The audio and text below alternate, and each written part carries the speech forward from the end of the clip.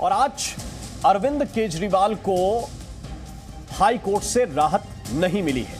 हमारे साथ इस पर बात करने के लिए केंद्रीय मंत्री हरदीप पुरी साहब हैं। पुरी साहब, बहुत बहुत स्वागत है आपका जी न्यूज पर। और हाई कोर्ट का फैसला आपने देखा होगा, जिसका इंतजार किया जा रहा था। हाई कोर्ट का फैसला आने के बाद आपकी पहली प्रतिक्रिया क्या है, आप क्या कहेंगे?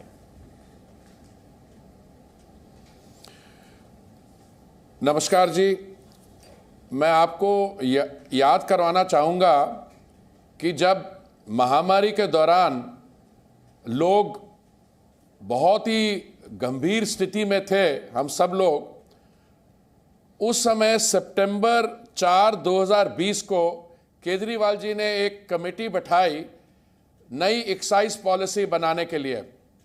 और देखिए, महामारी के दौरान लोग मर रहे थे, लोगों को ऑक्सीजन की ज़रूरत थी, लोगों को वैक्सीन की ज़रूरत थी, पर केजरीवाल जी का जो दिमाग था वो नई एक्साइज पॉलिसी के बनाने में कहा। और ये नई एक्साइज पॉलिसी इन्होंने बनाई 2021 के आखिर में, नवंबर के महीने में। और जब उन्होंने देखा कि घोटाला जो है उनकी अपनी असेसमेंट से कई गुना आगे बढ़ गया, तो 2022 जुलाई में इन्होंने पॉलिसी को रिवाइज किया। तो आज कोर्ट ने, लर्नड हाई कोर्ट ने, जज साहिबा ने क्या कहा? उन्होंने ये कहा कि Kejriwal ji not only in his personal capacity, because he was involve in the formulation of the excise policy, but as AAP Aam आदमी पार्टी के कन्वीनर के रोल में इन्होंने किकबैक्स डिमांड किए। और जो प्रोसीड्स हैं इस क्रिमिनल एक्टिविटी के, वो चलते चलते गोवा के चुनाव तक पहुंच गए हैं। और जब ये सजेस्ट किया गया कि जो अप्रूवर, जिसकी एविडेंस आज आगे एनफोर्समेंट डायरेक्टरेट ने रखी कि ये ठीक तरीके से नहीं अप्रूवर की स्टेटमेंट मिली, तो जज ने डांट लगाई और कहा कि ये जो कानून है 100 वर्ष पुराना है, और ये इसलिए नहीं कि 1 साल पुराना है। ये जो अप्रूवर ने स्टेटमेंट दी है, ये कोर्ट के सामने की है। तो अगर आप इसको क्वेश्चन करेंगे तो आप कोर्ट को भी क्वेश्चन कर रहे हैं। और देखिए इसका बैकग्राउंड क्या है।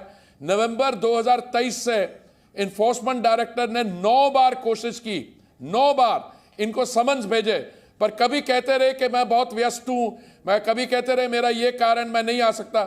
ऑन द 9th अटेम्प्ट जब इन्होंने इनकार कर दिया, रिफ्यूज कर दिया समन्स को, तब एनफोर्समेंट डायरेक्टर के अधिकारी इनके घर शीश महल में पहुंचे और फिर इनकी गिरफ्तारी हुई।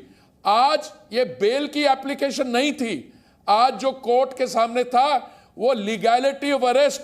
It was questioning section 19 of the prevention of money laundering act. और जज साहिबा ने अच्छी डांट लगाई, कहा कि एविडेंस है और कोई ये नहीं कह सकता कि अभी चुनाव हो रहे हैं इसलिए हमें इम्यूनिटी है अरेस्ट से। और उनको बहुत मौके दिए गए और इनको मौका दिया जाएगा कि जो अप्रूवर्स ने एविडेंस दिया और बाकी एविडेंस जो इन्फोर्समेंट डायरेक्टरेट है उसको वो उसमें कमेंट कर पाएंगे बाद में। ठीक है पुरी साहब, ये तो कोर्ट के जजमेंट की बात हुई और आपने इसके बैकग्राउंड के बारे में दर्शकों को बताया। लेकिन एक चीज, अभी जो नया नैरेटिव गढ़ा जा रहा है, पॉलिटिक्स असल में नैरेटिव्स पे ही चलती है कि आप क्या बताना चाहते हैं। आम आदमी पार्टी कह रही है कि मनी ट्रेल तो दरअसल इनका पकड़ा गया। इलेक्टोरल बॉन्ड का हवाला देते हुए वो कह रहे हैं कि इनको इलेक्टोरल बॉन्ड आए और पैसा दरअसल इन लोगों ने लिया है, हमारा तो कोई पैसा ये लोग इस्टेब्लिश नहीं कर पाए। इसको आप किस तरह से तोड़ेंगे? देखिए, जो इलेक्टोरल बॉन्ड्स की बात है, ये तो इन्होंने कोर्ट के सामने भी कहा और कोर्ट ने अच्छी डांट लगाई कि इसका इलेक्टोरल बॉन्ड्स के साथ लेना देना ही नहीं है। अगर आप इलेक्टोरल बॉन्ड्स की बात करना चाहते हैं तो मैं उसमें भी अपना कमेंट दे दूं। देखिए, क्योंकि मैं एक ट्रेंड सिविल सर्वेंट हूं, मंत्री बनने से पहले मैं 39 इयर्स मैं प्रोफेशनल सिविल सर्वेंट डिप्लोमेट था। देखिए, इलेक्टोरल बॉन्ड्स का इस इशू के साथ कुछ लेना देना नहीं है। और इलेक्टोरल बॉन्ड्स ने क्या कोशिश की थी कि एक ऐसा इशू जिसमें लोगों ने टैक्स दिया हुआ वो पैसा किसी पॉलिटिकल पार्टी को देते हैं, तो आप क्या समझते हैं इलेक्टोरल बॉन्ड्स खत्म होने के बाद एकदम साफ हो जाएगा? वही जो चीज केजरीवाल जी कह रहे हैं, कैश इकोनॉमी, उसके वापस आने का डेंजर है।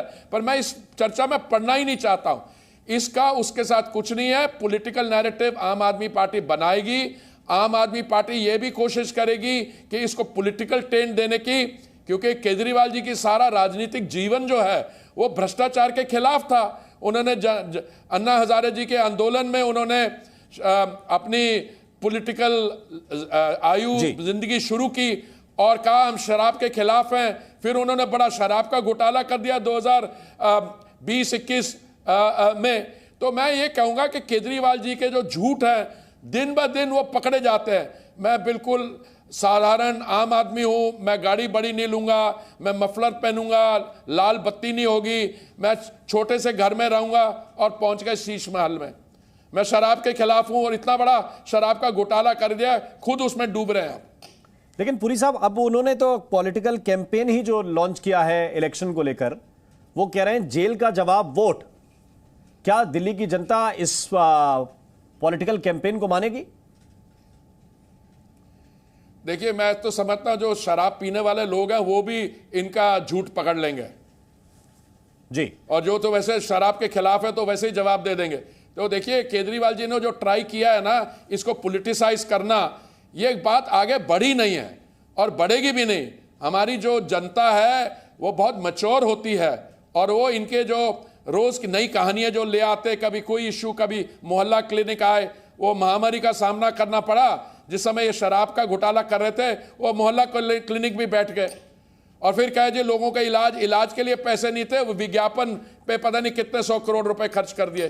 तो केजरीवाल जी का मुझे लगता है कि पॉलिटिकल फ्यूचर जो है ना, मैं समझता हूं कि इनको एक बार अपनी जो गलती है उसको एक्नॉलेज करके और ईश्वर से और जनता से माफी मांग लेनी चाहिए। लेकिन हरदीप सिंह पुरी साहब, केजरीवाल का पॉलिटिकल फ्यूचर क्या होगा ये आपको कंसर्न नहीं है, लेकिन कंसर्न दिल्ली के फ्यूचर की तो कम से कम होनी चाहिए। अब इस सिचुएशन में जबकि चीफ मिनिस्टर जेल में है, आप बता रहे हैं कि मोहल्ला क्लिनिक या स्वास्थ्य व्यवस्था या दूसरी भी चीजें वो सफर करेंगी, तो फिर केंद्र सरकार की क्या पोजीशन होनी चाहिए? एक मिनिस्टर से भी मैं पूछ रहा हूं और एक पुराने ब्यूरोक्रेट से भी मैं ये पूछ रहा हूं कि अब सिचुएशन में क्या भूमिका सेंट्रल गवर्नमेंट की होनी चाहिए दिल्ली के लोगों की बेहतरी के लिए? देखिए, दिल्ली की जो स्थिति है एक बहुत ही, मैं समझता हूं, विशेष स्पेशल सिचुएशन है। ये नेशन की राजधानी है और जो केंद्रीय सरकार ने दिल्ली के लिए किया ये मौका नहीं है। मैं आपको इसके आंकड़े भेज दूंगा और जो केजरीवाल जी ने किया, मैं तो ये बात मानने को तैयार नहीं हूं कि दिल्ली का जो फ्यूचर है वो केजरीवाल जी के साथ लाइंड अप है। केजरीवाल जी अपनी स्थिति का फायदा उठा के उसको पॉलिटिकल टर्न देने के कह रहे हैं कि वो विक्टिम कार्ड प्ले कर रहे हैं। पर जिसको भी इस शराब घोटाले के बारे और इनके बाकी जो घोटाले उनके बारे जानकारी मिलेगी वो खुद तय करेंगे। आने वाले जो लोकसभा के चुनाव हैं और दिल्ली के चुनाव शायद लास्ट फेज में है, जनता उसका जवाब देगी। पर केजरीवाल जी की जो एक्सपेक्टेशन है और हमारी जो एक्सपेक्टेशन है, एक अंतिम चीज सर, पुरी साहब, क्या सरकार ऐसी ही चलती रहेगी? आप लोग ऐसे ही देखते रहेंगे? नहीं, हमका देखने की क्या बात है। केजरीवाल जी में अगर कोई भी मान लीजिए सेंस ऑफ रिस्पॉन्सिबिलिटी होती तो सरकार जो जेल के पीछे से तो नहीं चल सकती। मैंने वो कैबिनेट मीटिंग वहां कर सकते हैं, 2-3 और भी उनके मंत्री वहां पे उनके साथ जेल नंबर पता नहीं कहां पे है वो मिल लिया करें और कैबिनेट मीटिंग कर लें। पर ऐसे थोड़ा ना कोई गवर्नेंस स्ट्रक्चर चलता है। ठीक है पुरी साहब, बहुत बहुत शुक्रिया, बहुत बहुत धन्यवाद, आपने अपना समय जी न्यूज को दिया।